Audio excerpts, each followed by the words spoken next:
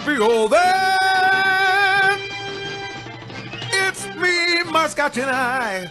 'Cause Obi is the guy. Obi is the guy. I am Obi Spencer, and we are on the Spanglish Sports World Network, Zingo TV, channel 250. Please remember to download the Zingo TV app from either the iOS or Android App Store. The app is free. Please rate it. Zingo TV is also available on Google Chromecast, Amazon Fire, Fire TV sticks, Roku sticks, and all smart TVs, 2016 and forward. This showcast is broadcast in 4 continents and 35 countries. The NFL Draft is right around the corner. College kids will hear their names called, and their dreams just may come true. As the face of the teams change and COVID hopefully subsides, what does that mean for your favorite school? Today, we are going to take a look at what that means to Rutgers, as well as what the transfer portal means to schools and kids. Returning to our show to discuss this with us is Ed Phillips, Senior VP at Metro YMCA of the Oranges. Ed, how are you? Doing great, Obi. Now I know why your monologue got cut down, because you had all that stuff talking about Chromecast at the beginning. Absolutely. So, Ed, you and I are guys who are still connected to Rutgers. I mean, anyone just looking can see that for you. You're not even a Jersey boy. So tell us about getting to Rutgers and getting connected to that school and getting it in your blood. Well, here's the thing. I'm huge into sports, right? And when you go to a college and you graduate from it, in my opinion, that's your school. You don't get to pick a Duke. You don't get to pick a North Carolina or UCLA. Rutgers is your school if that's where you went. So that's where the connection formed. I have no choice. I didn't pick them. They picked me basically when I got into school there, and I thought it was a good engineering school, even though I didn't end up with the engineering degree. I think you're similar with me on that. So I've had this curse with Rutgers athletics ever since. But that's how I picked it, right? So it has nothing to do with Jersey boy. It has to do with it was the right school for me, and then sports. And now I have a floating helmet behind me. That makes a ton of sense. And very soon you're going to be going through the process of looking at schools. And it's interesting how some of the schools, and you wouldn't be surprised by which ones, when you get there and you're a student and they're telling you about the school, they're like, oh, and if you get bored on Saturday, there's a basketball game. And there'll be another basketball game on Tuesday and Thursday. So, there's always something to do here. And the kids who aren't into sports are looking around like, wait, what? But like you say, you go to the school, you graduate from that school, it gets in your blood, and it becomes your school. And then you suck it up and you deal when it's Rutgers. And they went 3-6 and got 5th in the Big Ten this year. Spring practice is just beginning. What are you looking forward to in 2021 with that Rutgers football team? Well, first, you make it sound like 3-6 was bad. I was over the moon at 3-6. I thought 0-9 was staring us in the face. I thought, I'm a huge Schiano guy. I mean, if you follow Rutgers football on social media, you know that when Ash was fired, first of all, that was controversial. There are some people who thought he should have more time, which I thought was ludicrous. That guy needed to be gone like 2 years earlier. But he's let go. And then all of a sudden you got the people who thought Schiano was the only guy and needed to come back. And then you had a bunch of younger fans who I think really didn't get what it was like to struggle as a Rutgers football program and as a fan before Schiano showed up. So there's a lot of younger fans who thought, hey, let's just go with another proven coach. We don't need Schiano. Been there, done that. And there was a bunch of old guys, and I'll consider myself an old guy. I'm like, no, Schiano's the guy. So Schiano gets hired. I'm sorry, I'm not answering your question right now, but I'll get there. But Schiano gets hired, and I think the excitement starts to build right from there. Schiano's back. Can't wait for spring practice. Recruiting picks up a little bit, and then spring practice is canceled. COVID hits, right? And basically the program goes dark as the whole world goes dark. So you don't hear anything about the program. Big Ten comes out. They're canceling the season with the Ivies, and oh my gosh, SEC's playing, ACC's playing, but Big Ten's not playing. And then they change their mind. Next thing you know, we're starting at the middle of October. What do we expect? 3-6. I mean, now I'm over the moon at that. And so now you see what he was able to do with that roster in COVID to go 3-6. And now I'm getting giddy again. Now I think it's like 2012 all over again. And I think we're going to go to a bowl. I mean, that's just me, the optimistic Rutgers fan. But, realistically, I don't think we go to a bowl this year. But I think 4 or 5 wins is probably realistic. I mean, he's got 20 starters coming back. He's got the same starting quarterback. For the first time in 8-9 years, he's got the same offensive coordinator coming back. So consistency's there. He's a heck of a coach. I think he's matured as a game day coach. So I think I'm bullish. Let's buy Rutgers football stock right now, Obi. Hey, no, that sounds good. When you said you were over the moon, I thought the first thing you were going to go do is, hey, we finished ahead of Michigan. And that to me was that was great. And now it just gives us Penn State and Ohio State. Is it conceivably possible that Rutgers can compete with those two perennial superstar teams over the long run in the Big Ten East? Well, Ohio State's going to be a tough one, right? I mean, there's just something going on in Columbus that it's going to be tough to compete with them. But if you recall, we had Michigan beat this year. I mean, we missed a field goal in overtime that would have won the game. I mean, he hit the upright with that, right? Or just missed the upright. So we basically had Michigan beat this year. So let's call that what it is. Penn State, we didn't have them beat this year, but, it's not that far ago, 2014, where we had them on the ropes. Should have beat them at home. Could have beat Penn State then. So, I think we can compete with Happy Valley. As far as I'm concerned, going back to the old A-10 days, Penn State's our real rival. That's the one team that I want to beat every year. But, yeah, listen, Schiano, people don't know how good that guy is. What he did for Rutgers football after Terry Shea left, the fact that we made a bowl game and made bowl games every year, except for the one year that there's a tragic, car accident and stuff. But, listen, at the end of the day, I think things are on the up for Rutgers football, and I think we can get there. Ohio State's going to be tough, though. I'm going to be quiet when you start asking me about Ohio State. They're a good team. Always are a good team. That's fair. And as a program, they seem to really have surpassed the folks at Penn State. But I think Penn State is a great talking point because for Rutgers and South Jersey, that's the big competitive team that you have to try to keep kids from going to. What does Schiano have to sell to say, don't go to the middle of nowhere, come to our fair city in the middle of New Jersey? What other than that, what do they have over Penn State to bring the kids there? Well, I think he's got two things, right? I think he's got a vision, right? I'll talk about that in a second. Then he's got something really practical. He's got Fran Brown, his defensive secondary coach, who's an amazing recruiter. He's from South Jersey. The connections he's able to make with kids is just on another level. He's one of the best recruiters in the country. And so Schiano was able to bring him aboard. So that's a secret weapon. Here's the vision, though, I think. If you're a Jersey kid, and I know people, I'm not from Jersey. You said it before. I'm not from Jersey. But having gone to Rutgers and hung out with Rutgers fans for the rest of my life, I have a pretty good insight. Jersey people are pretty self-deprecating, right? So it's pretty normal to want to get out of the state. I get it. But everyone comes back to the state, right? You never meet somebody who actually really moved away from Jersey for a long time.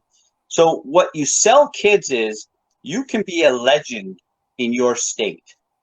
And if they can buy into that, I think big-time things can happen. Let's look at the kids that have done well. Mike Teal is a legend in the state of New Jersey, right?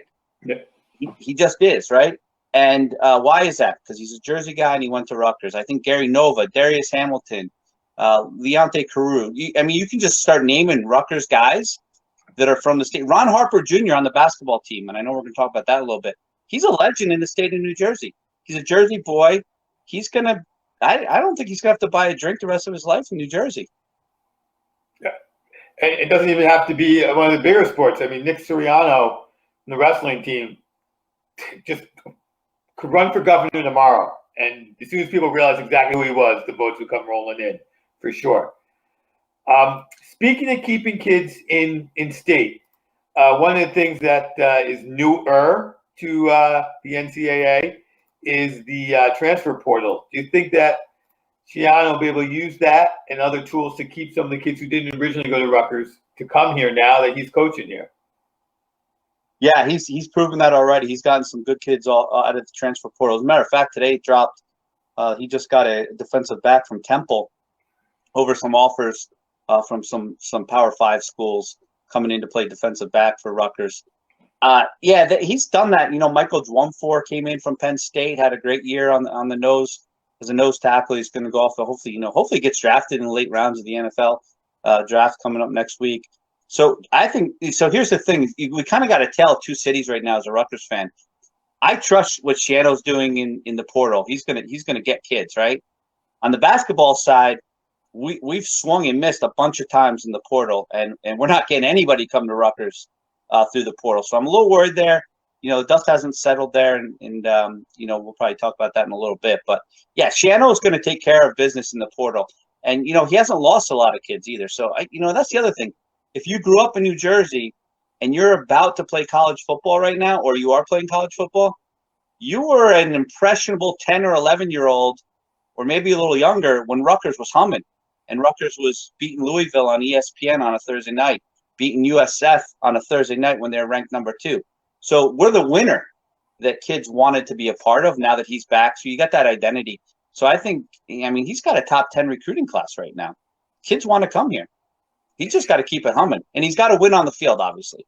Yeah, but absolutely. But you're seeing that in basketball in Gonzaga. The kids, the number 1 recruit, decided to go to Gonzaga, and they're like, "Why?" He's like, they're always in the tournament. All right, haven't they always been in the tournament? Well, yeah. For the last 18 years of your life, they were always in the tournament. And speaking of hoops, since we got there, you've mentioned a few times, how exciting was that to get to the tournament and win the game? It's first win since '83, and the first tournament experience since you were there as a freshman. Obi, I can't even describe it.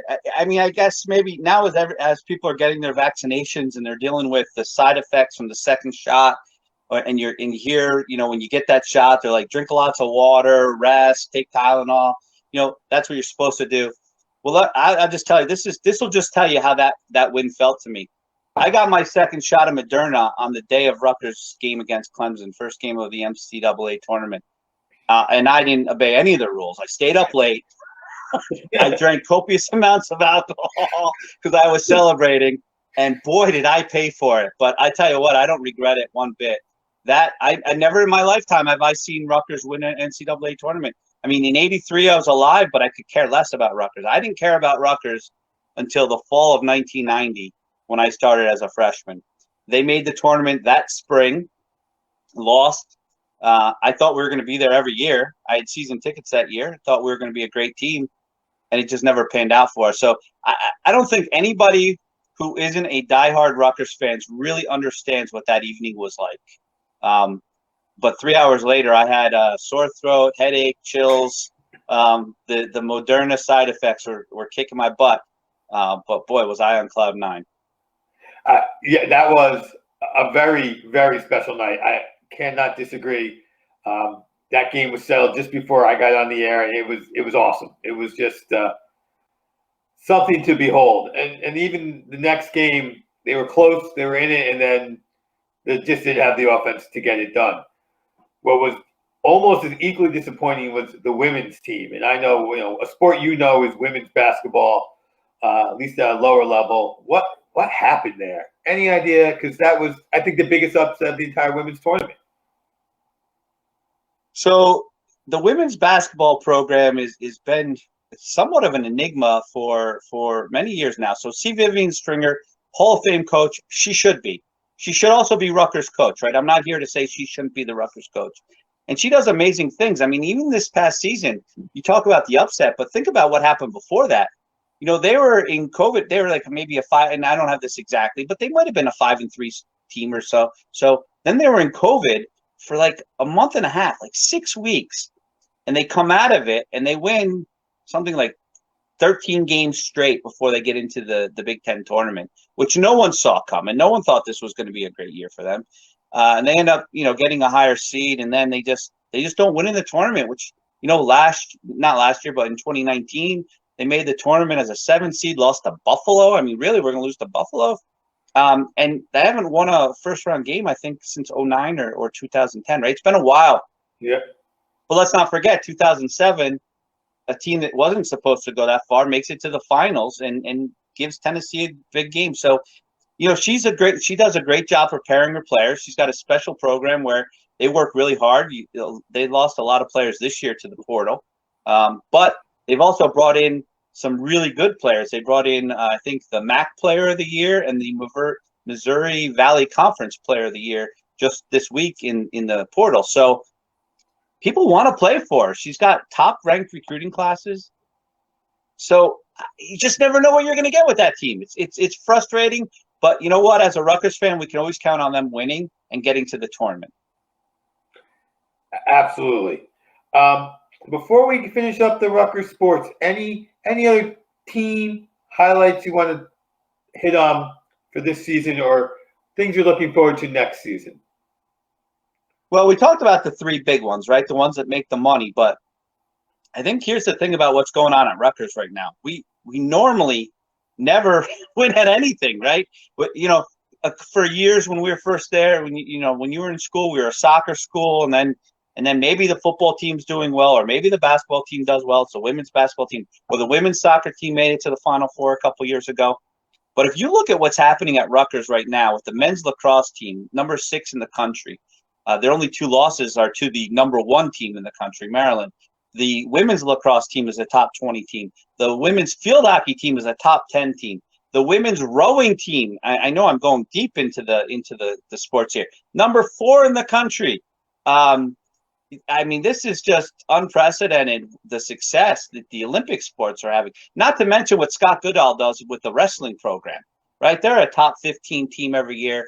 And they had, this year, 3 All-Americans, the first time in the program's history to have 3 All-Americans in wrestling. And the last time they competed in the national championships was in 2019, before COVID, 2 national champions, right? So there's a lot going on. Pat Hobbs has got that athletic department humming. I think the good times are about to roll for Rutgers athletics. So I said it before, buy stock in Rutgers football, but buy stock in all the programs. Get yourself a helmet that spins, and the good times are going to roll. I think you're right, especially in the Olympic sports. They've just started to show a knack for keeping the kids in state, really. And it's not just that they're all in state, but that's always the feeling, because there are a lot of athletes in New Jersey, a lot of great programs, and kids used to slip away, and now they're keeping them here. Even, you don't have to keep number 1 in the state, but keep number 10 in the state, and you still have a kid who's going to produce for you. Yep.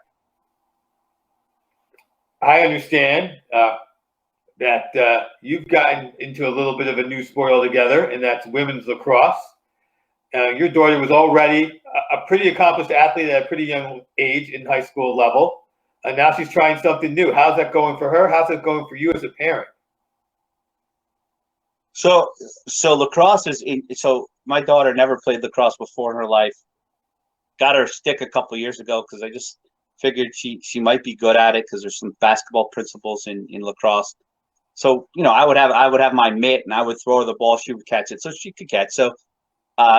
So she decides to try out. She was going to try it last year. Obviously, COVID screws everything up.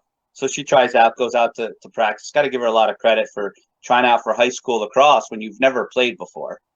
And so she made the JV team, which is great. And then, as the world we live in, they have a COVID pause. So someone on the JV team tested positive. So they've been out for the last 14 days. So today was their first practice back, and tomorrow's the first JV game. And she's going to be starting on defense. So the defensive principles from basketball translate very well to lacrosse. So she's going to be defender. Coach was telling her today about her cradle. It's gotten so much better. So she's worked at it.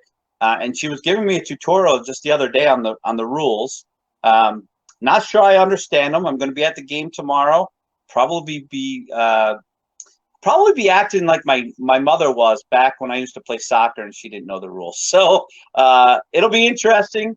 But I will tell you this. So now I'm starting to pay attention to high school girls lacrosse just because my daughter's playing.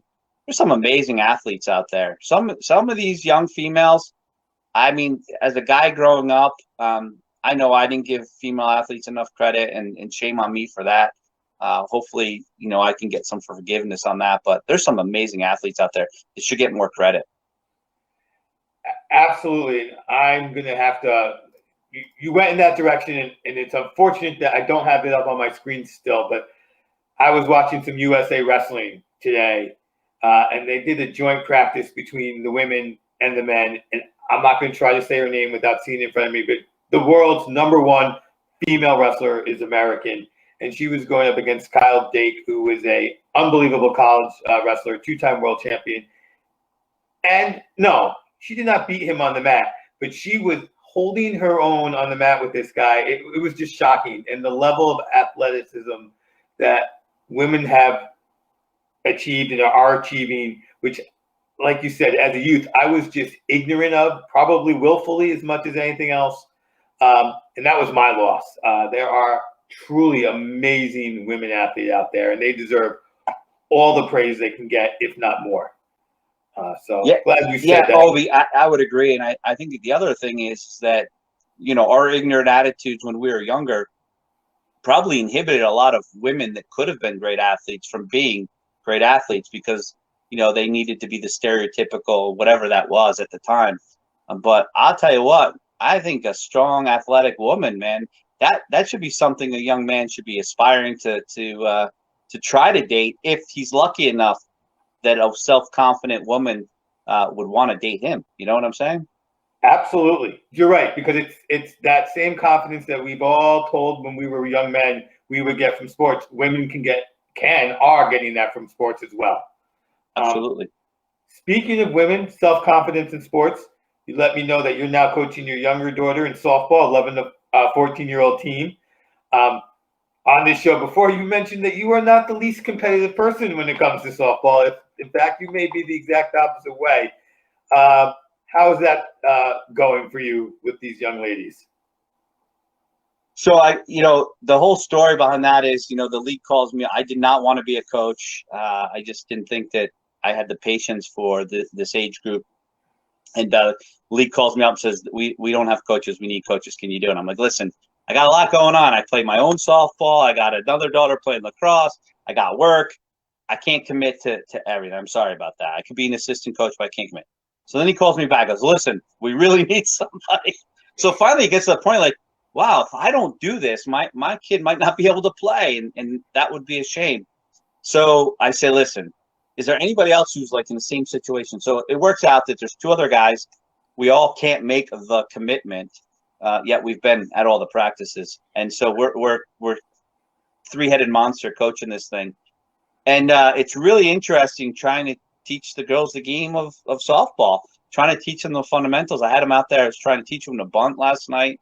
Trying to teach them to catch fly balls, ground balls, be in ready position. Trying to teach them get ready to steal. We haven't done sliding yet. I haven't figured out how to teach that without killing somebody, but. It's been an interesting experience, Obi, and I'm enjoying it. It's a lot of fun. As a matter of fact, I ran practice by myself last night. It was freezing. The other coaches gave me an out. They said, "Hey, just call it off. It's cold. We can't make it."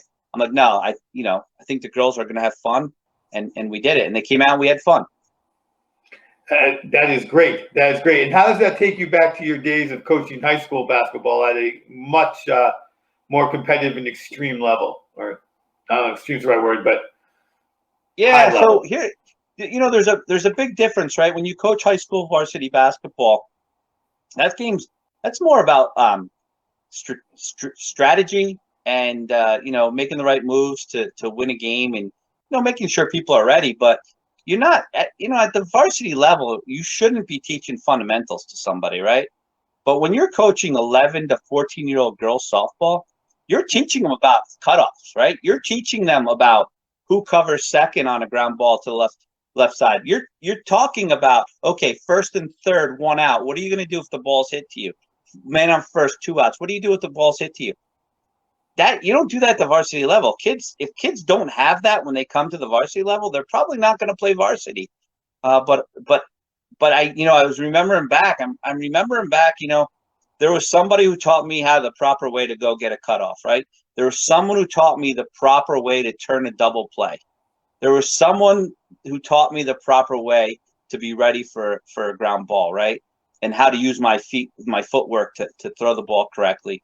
And so now I'm giving that back to these girls. The only thing that always worries me though is I was like a sponge when I was a kid, right? And I just want to make sure, it's easier to teach somebody who's also a sponge. And not everybody's a sponge. Not everybody cares about how to cut off the ball, right? Yeah, absolutely. Absolutely. And speaking, by the way, before we go to my next question, we talked about some impressive women athletes. There was Hope Trotwin recently threw a 21 strikeout perfect game in college softball. So there's another opportunity for these women to look up at somebody and say, wow, you're going to be a special individual if this is the path you choose to go and dominate in. Let's move away from the joys of youth sports and discuss what's happening in baseball in New York. Which team, the Yankees or the Mets, are really that bad, if not both of them? And which one will get better if either of them are going to get better? So, Obi, really, really funny. So, I find this funny. In my family, I have a couple of Met fans, and then obviously there's a few Yankee fans. And one of my cousins, who's a Met fan, he tweeted out last week about how entertaining my retweets were versus my other cousin's retweets. So my retweets were about the Yankees' woes over last weekend. The Rays were in and really did the number on the Yanks. And his retweets were about how well the Mets were playing. If you fast forward a week, it's kind of really switched. The Yanks were up 5-3 on the Indians as we came onto the air tonight. And so your question is, which team is really that bad? I'm not going to sit here and tell you I spent a lot of time thinking about the Mets, although DeGrom is having another hell of a game tonight. I mean, the guy is unbelievable, right? I think stat I saw tonight, 50 strikeouts in the first 4 starts, which nobody's ever done before. That's pretty phenomenal.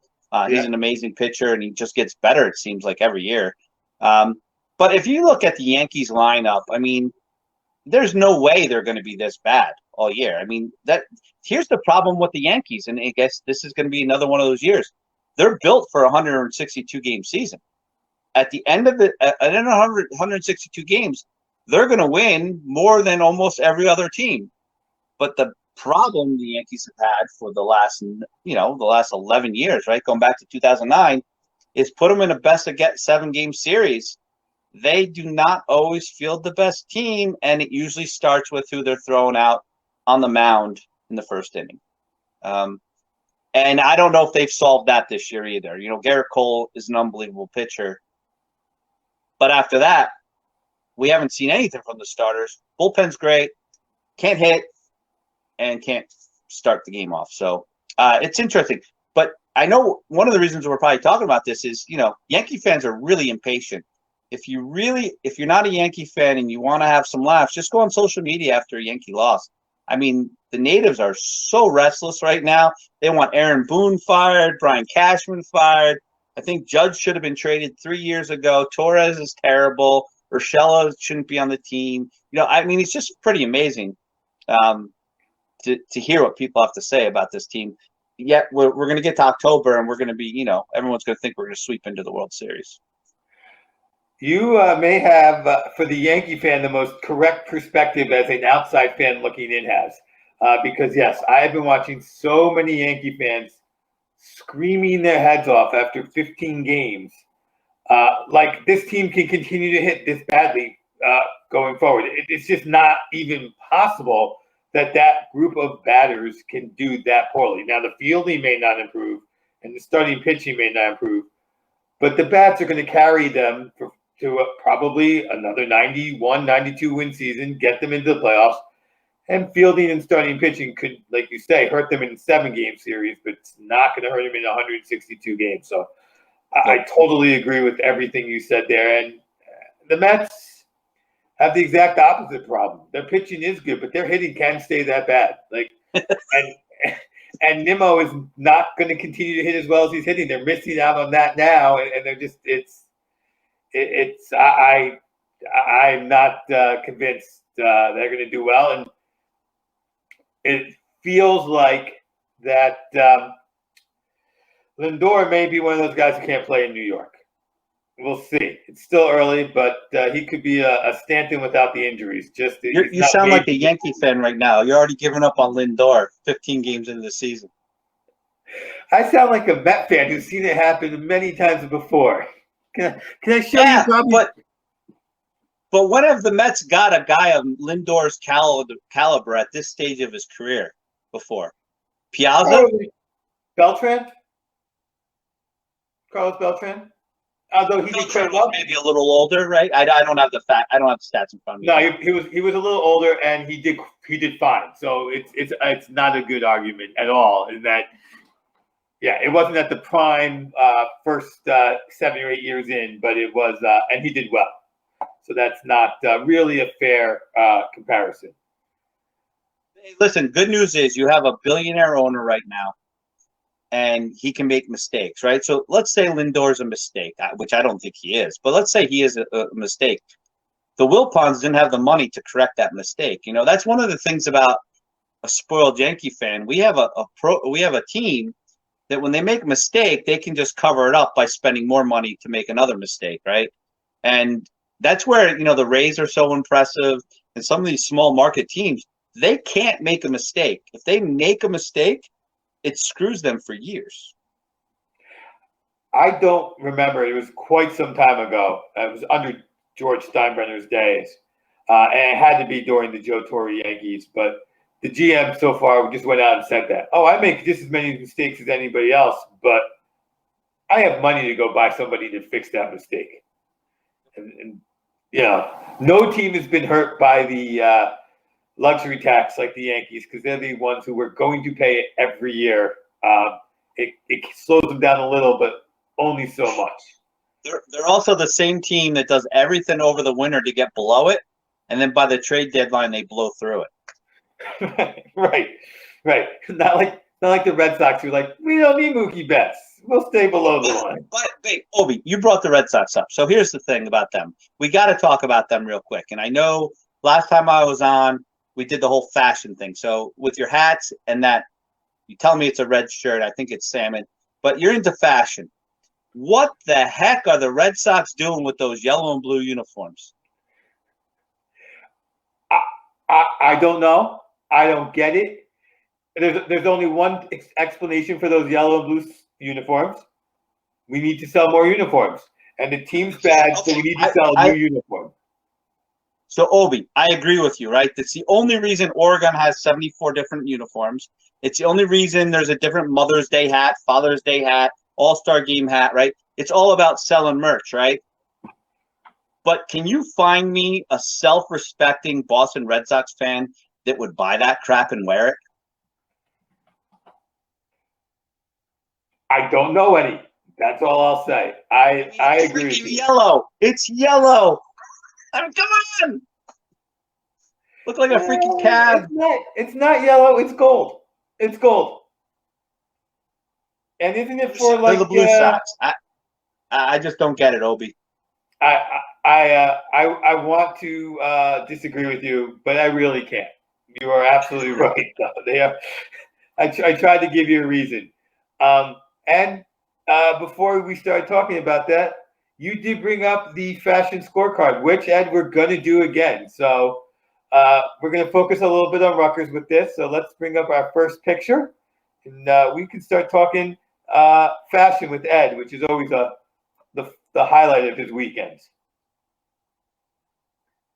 So here is your coach there, Mr. Schiano. This is a 2012-2013 time frame when he left Rutgers to go to Tampa Bay. He's wearing a pretty typical black suit. He's got very nice angles on his lapel and in his collar with a power tie. This is me pre-pandemic in a much more expensive suit. What are your thoughts on this, Ed? Listen, I think the guy knows how to dress, and he knows how to play to his audience, and he knows the situation, right? So when he's talking to Bruce Beck on Inside Rutgers Football, he's wearing a Rutgers pullover. But when he's getting introduced to in front of the Tampa Bay media, guy's dressed to the nines. Guy's all business. Got to respect him. I know. I echo that, and you're kind of taking my thunder from all the pictures we're going to show, but I'll jump to my last comment on him that I had thought of. It's that when he dresses, he's telling everybody two things. I am serious about football, and I want you to know that I am serious about football. So let's take a look at him in a different environment in this next picture. And here he is coaching when he's at Ohio State, and obviously doing his best Bill Belichick. I mean, he's got a polo with long sleeve shirt underneath it, like khaki shorts. I mean, this dad bod picture of him makes him look like the perfect everyman coaching on the weekends. I mean, this is kind of what you wear when you coach in softball, right? Yeah, I probably wouldn't wear the long sleeve shirt underneath, but yeah, I mean, listen, the guy's it's a functional outfit. I'm just glad guys are wearing longer shorts these days instead of those bike shorts that our gym teachers always wore when we were growing up. You know what I'm saying? Yes, I do. Yes, I do. I'm glad as well. And let's get one more picture of Schiano in here. And here he is. Again, like in a suit, he maintains the same look as before, right down to the same tie knot. And as we mentioned, his fashion is there to express a particular point of view, which is I mean what I'm saying here. Yeah, and if you saw that press conference when he was reintroduced at Rutgers, I mean, he took control of that room right away. Yeah, not like one of these other guys who you see them do it, and the Gates eyes rolling around, or some of the other guys. Well, yeah, you're using Gates. Come on, that's a bad example. Extremes. No subtlety here. Let's look what we have next. And this is your reminder that you can find me, my Scotch, and I on YouTube and TikTok. TikTok has my quick takes. They also end up on Instagram, as Ed said. And YouTube will have these full episodes, and then a couple of playlists for our fashion scorecard and our drink up. And currently, TikTok has been the go-to place for Falcon and the Winter Soldier content. I don't know if you know this, but one of the stars of that show entered Mason Gross at Rutgers University the same year that Schiano started coaching. Bucky Barnes, real name is Sebastian Stan, is a proud Rutgers alum. Let's take a look at our first shot of Sebastian Stan. This is him in 2010, a fragrance launch party. Got a black suit with some satin piping, and got a black shirt to complete this monochromatic look. It's kind of plain, honestly, but he's still good looking and living free at the clubs. My son might be wearing this in the near future. Who knows? You? You're asking me if I'm going to wear this? Let me tell you something. I was watching Falcon and the Winter Soldier before this show, and I was looking at Sebastian Stan, and I'm like, damn, he's a good-looking guy. He could model. And now you've proven to me that he actually was a model. How about that? He is a particularly good-looking man. There's no question about it. This next photo will show. This photo was taken of Stan in Utah. Look, you can take the kid out of Rutgers, but you cannot take Rutgers out of the kid. You must recall some guys who dressed just like this out of Mason Gross many years ago. Yeah, and they're probably all like the Winter Soldier now. I mean, probably should have kept my mouth shut. That's all right. We've got one more for you to comment on. And here he is in New York. I mean, he likes a wired headset. I don't know if you noticed in the other picture, he had a white wired headset. Now he's got a black wired headset. This is a guy I know can afford some AirPods, but it's what he likes. I appreciate a man who likes to wear more than one style hat. I'm copying him, or he's copying me here. And this outfit just looks super comfortable. That leather jacket is great, and I love it in the green. Your thoughts? My first thoughts on the wired headset it's not so much about the wired headset, that he's actually got a phone that actually has a jack that you can put a wired headset into. So that actually dates his phone. I mean, I can't really see, but is that a flip phone? Because I don't know what else you can plug something into anymore. But the hat jumps. I know you picked this picture because of the hat. you're all about the hat, so I can see that. The green jacket, listen, I'm telling you, he can pull anything off. He's a Rutgers grad and he's the Winter Soldier, so who am I to get in the way of his fashion? Well put. Well put. Please check out www.spanglishsportsworld.com for all the news and programming. Spanglish Sports World. Watch it, hear it, read it, download it, live it. So this takes me to something else you asked us about bringing up, and that was your 5 favorite sporting events. Now, I have a list from my other show that I did, which I will revisit without a problem, of my 5 favorite sporting events that I didn't necessarily attend, but witnessed in one way or the other. So I'm imagining that your Yankees World Series victory and the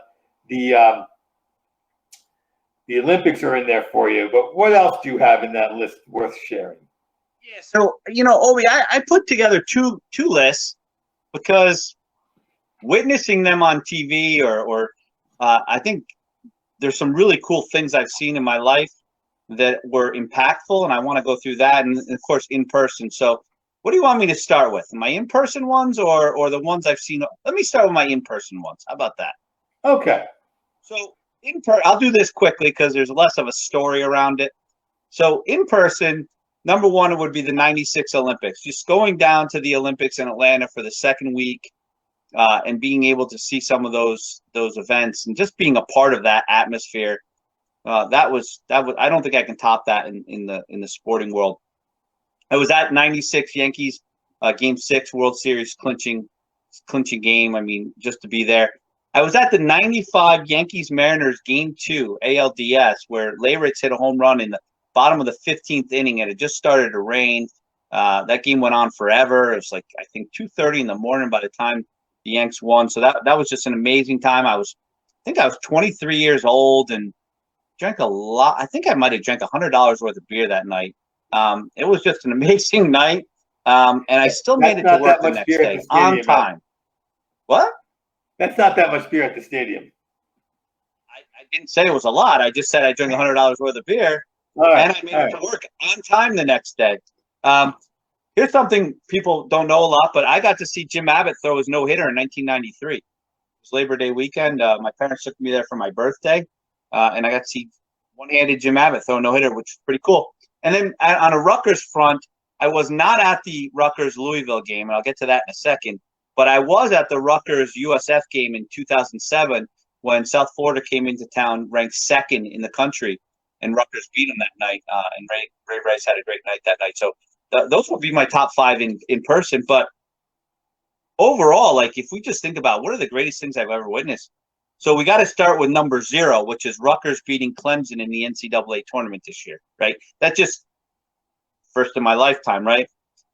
But I think if we go by like a seminal moment that maybe shapes you as an athletic fan or a sports fan, Miracle on Ice, the United States win over Russia. I watched it on tape delay as the rest of America did, but I was 10 years old or 9 years old at the time. And that was just the pride I felt as being an American, and just the hockey beating Russia. That was amazing. Second has to be Rutgers over Louisville in 06. I was at Disney World, and it was Jersey Week. And so if anybody knows about Jersey Week at Disney World, it's all Jersey people because of the teacher convention. And so I went to the ESPN club at the boardwalk, if anybody's familiar with that, and it was just filled with Rutgers fans. And it was as if I was at the home game. I still say this to this day. I was in the second best place to watch that game. So that was a great night. And then here's one, Kurt Gibson's home run in Game 1 of the '88 World Series. Vin Scully's call for that, and just the A's were so dominant that year, and Eckersley was untouchable. And as an impressionable teenager, the A's were going to roll the Dodgers. And just to see Gibson go up there on one leg, hit that home run, was that, kind of gives you that thing that, man, anything can happen in sports. This is amazing. So here's one. We talked about I ended up at Rutgers, but the '83 NC State victory over Houston with Thurl Bailey and, throwing the ball up and the alley-oop. I wanted to go to NC State at a high school. Obi, you're talking about, if you're bored on the weekend, you go to a basketball game. Well, I wanted to go to NC State because they had a good basketball program. They won national championship, the first national championship game I got to watch as a kid. And then I would say maybe one of the greatest games I ever actually saw on TV was the 92 Duke Kentucky game with Leitner's shot at the buzzer. But that was just shot after shot after shot until the last buzzer sounded. So there you go, my top 11 sporting events. Well done. And the amazing thing about your list is there was only one thing that we overlapped on your entire list, which is pretty impressive given how many you gave, and that was the Kirk Gibson home run.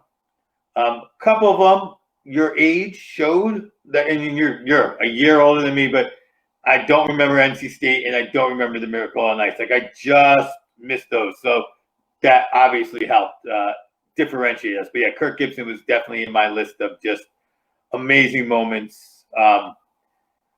I was at my buddy's house. We were not allowed to watch the game because at his house, we were in the basement all the time, and his father was watching the game upstairs. And like one at a time, we'd go upstairs to maybe go to the bathroom and get a glass of water and then come down and report on the game. And I happened to be the guy who got to report the. That was pretty cool, right? So, Obi, one that probably just missed my list was Buster Douglas knocking Tyson out. Yeah, I missed the fight. I could tell you everything about where I was that fight, why I wasn't at that. Like,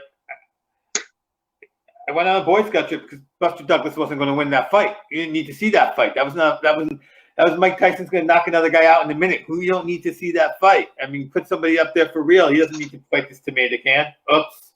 So yeah, that's another great one. So let's go ahead now and get to our drink up session here. So we can start with Jim Beam. Are you going to let me down like you did before? No, I got my whiskey tonight. Oh, excellent. Let me get this poured out. No tricks on you tonight, Obi. All right. You told me the rules. I'm living up to them tonight. All right, let's take a look at this. That's a nice caramel color. Give it a little spin and what are you getting out of that? Well, I'm getting some strong aromas. A lot of booze in there. You don't smell any vanilla? Oh yeah, I do. I smell that too. You know what? When I take vanilla extract and I do this to it, I smell booze too. So, well, you should. That's just rum and vanilla. So let's go ahead and have a fine sip of this.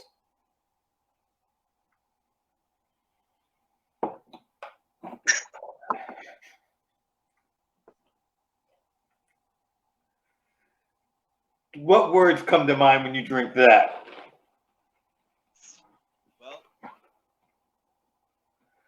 Well, warmth. Okay. Yeah. Warmth. That's not bad. I mean, it does have a very strong finish. That is for sure. I don't know, a little spicy, peppery maybe, but not a lot. It's not nearly as sweet as it smells. So now we're gonna take it to your way. I got myself a nice American IPA. Oh, look, Have it as well. Pre-poured, like I was afraid if I did that it would get warm. Here's my problem. My fridge is like 10 paces away, so I'd have to go off camera. So I figured I would just pre-pour it. I thought about this for like 3 days, Ed, before I realized lunch bucket. Ah, nice. This is why I'm a guest and you're the host. Well, you had other things to think about for sure. That's a heady beer. Did anyone check the keg on that? Might be your pour. Definitely my pour.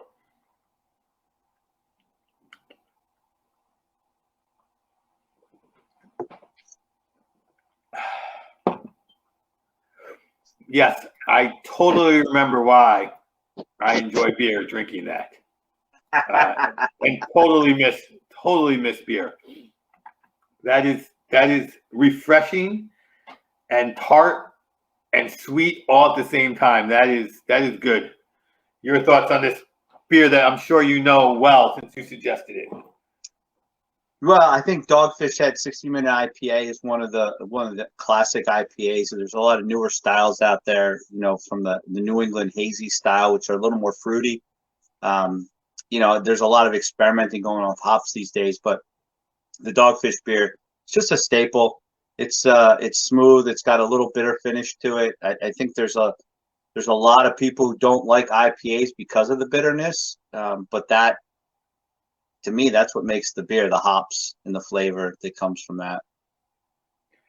Yeah, I had started to drift away from IPAs to a darker, more flavorful beer while I was still drinking beer, but this one is good. There's no question about it.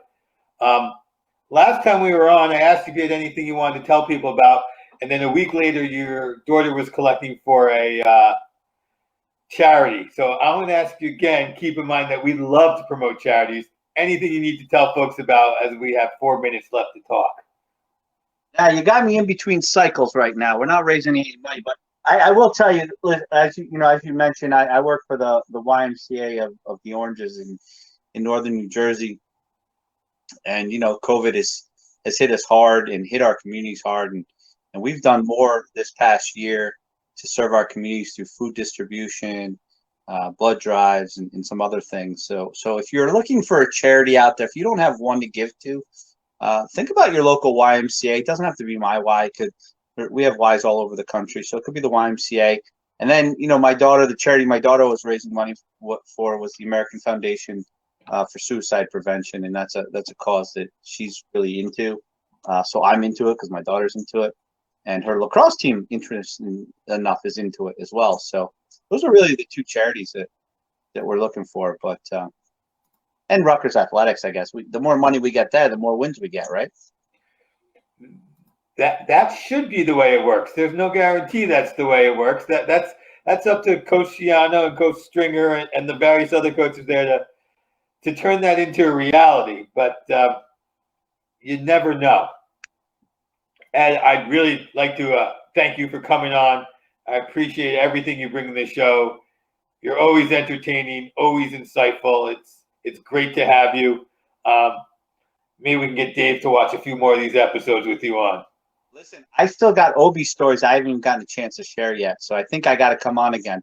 I mean, there's a great coaching class story that we took together that I haven't even shared on here yet, but I will share at some point. There's a lot of stuff we haven't even gotten into, Obi. We will get you back on. That I can assure you. In addition to getting Ed on, everyone, don't forget, we're still looking for a bottle of Ron Burgundy, Great Odin's Raven Special Reserve Scotch. We want to get that. And then after we collect that, we'll do our best to get Will Ferrell on and ask him about that particular Scotch and that movie and many of his great sports movies. So thank you all for watching. Have a good night, and we'll see you next week.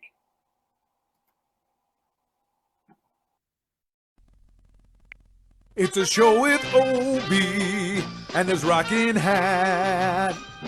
If this was the 90s, he would be all that. It's me, my Scotch and I, 'cause Obi is the guy. Obi is the guy.